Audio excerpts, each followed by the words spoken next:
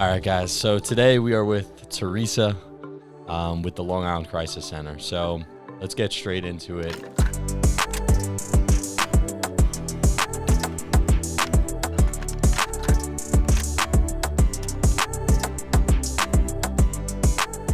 Who are you? What's your story? I'm obsessed with people's stories. So how'd you get involved with the Long Island Crisis Center? And then we'll go into what the Long Island Crisis Center actually does. Okay, I'm Teresa Busey. I'm the executive director of Long Island Crisis Center. I started there 28 years ago. I went there. I was just finishing grad school to be a school counselor. So I went there to volunteer on the crisis hotlines because I thought it would look good on my resume and it would get me a job in a school. So 28 years later, I never got that job in a school, but I obviously loved being a volunteer there, and that turned into a paid position and a very low-level paid position. And over the years, I've just kind of stuck with it and climbed the ranks, I guess, so to speak. Right. And what Long Island Crisis Center does is we're a 24/7, 365-day-a-year crisis intervention center, which means people can call us anytime, day or night, and reach a human being that's there to be non-judgmental and supportive and offer resources when a person needs them for ongoing help. It's staffed by volunteers who go through about 6 months of training before they're allowed to answer the phones by themselves. Wow. And everybody is there because they care and they want to be there. They're not there for a paycheck. They're there because they care about others. One thing that instantly comes to mind, don't you think everybody should go through a 6-month training on how to deal with somebody in crisis? Wouldn't the world be so much a better place? The world would be a better place. And it's funny because what we find out when I call about my credit card problems or bank problems, or sometimes you hear the people on the other end of the phone have gone through some short abridged training because I hear what they're trying to say and I recognize it. They de-escalate. They try to de-escalate, but when I have a problem with my credit card, I just want that fixed. I de-escalate all because I deal with first-time home buyers, so it's always emotional. So I find myself going into counselor mode a lot too. So your background, you've always wanted to go into social work? I always wanted to work with people. I'm very much a people person, and social work seemed like a good way to do that, yes. And I admire that. I'm a people person as well. So for the viewers who are watching that don't know who the Long Island Crisis Center is, you told us it's a 24/7 hotline that people can call when they're in crisis. What's the most common situation? Is it because we wanted to find an organization that helped with suicide prevention and just mental health in general, and we came across you guys because of all the amazing work that you do. So is it a lot of suicide prevention, or there's other things as well? Well, we say no problem is too big or too small. Right. And probably about 20% of our calls deal with suicide. And that could mean a person who's just having the slightest thought of it, all the way up to a person who has already done something to try to end their life before they called us. Right. We also get a lot of calls from people who are concerned about other people. So we probably get about half of our suicide calls are from people who are thinking about it themselves, and the other half are from people who are concerned about somebody. Wow. And we answer the National Suicide Prevention Lifeline, which is the number that you see sometimes on bridges and a lot of times on TV shows when the subject is suicide at the end, they show a number. So those calls get forwarded to you? They get routed to us by area code. So anybody from a 516 area code automatically gets routed to us. And then we take spillover from some of the neighboring areas. Wow.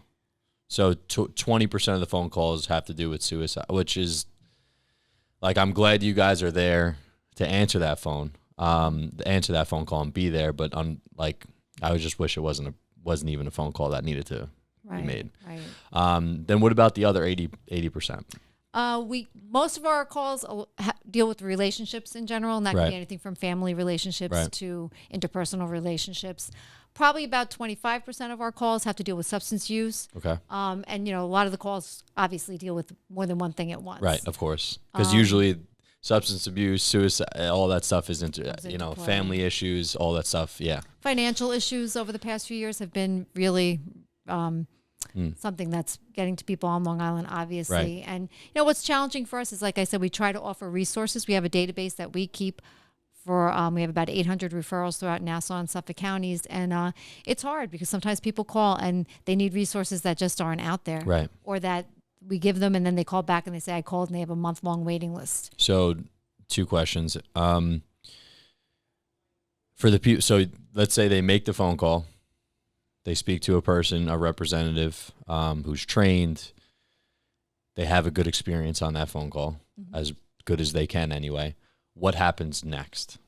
Well, we are really, I don't really want to say we're a Band-Aid, but we're kind of like the next step. Right. We're crisis intervention, which means somebody calls us, we listen, we don't judge. You know, a lot of times you talk to your family, your friends, Right. they give you advice, they Right. judge. You know, you don't always want to share those things with them. Right. With us, we try not to do that. We try not to give advice. What we do is try to help the clients come up with their own ideas about what they can do, help them explore their options. Right. And we give them resources if that's what they need. Sometimes they just need to talk something through. Right. Other times they might be looking for more ongoing help. And we give them that resource. And we do tell them if it doesn't work out, they could always give us a call back. Right. We're not really there to take the place of therapy or Right. ongoing help, but we're there for them if they need further resources or if they need a little extra support along the way. So you guys are frontline. You're the ear that they can speak to, and then you also have a full network of different organizations that you can refer them to if they did need ongoing help or specific help with a specific issue, correct? Right. All kinds of things, all kinds, individual support groups. You'd be surprised. There's something out there for almost every issue going on. Awesome. And now with COVID going on past year, have you seen a spike? Have you seen an increase in, or maybe a certain type of problem has become more prevalent? Because I know personally, like addiction recovery, 2020 was a bad year for addicts for multiple reasons. Also domestic violence. Also, so a lot of these issues were kind of, obviously they were there before, but they were more gas on the fire. Is that your experience or what you guys are experiencing? Yeah, because what happens is, like all the things that you just talked about, people have coping methods that they use to deal with those issues. Right. And in the past year, our normal coping methods haven't been accessible to us. Right. Going out with friends hasn't been accessible. Going to the movies, all the things that we would normally do, some of them have just not been possible. Right. So it forces people, families to be together more, and Right. some families shouldn't be together more. Right. Some Right. families don't necessarily get along. Right. And there's no place for people to go to have outlets. So while we haven't necessarily seen an increase in calls, we've seen an increase in the desperation and the hopelessness in the calls. Right. All right. Well, I thank you for all the work that you guys do. If anybody wanted to donate to the cause, could they just go to the website and? Absolutely, yes. Cool. Just go to you have to type out the whole thing, longislandcrisiscenter.org, and you can donate as much or as little as you'd like. So I got something for you guys. We're happy that people have the resources that they do because of organizations like you. So you're there for them, and we're also here for you.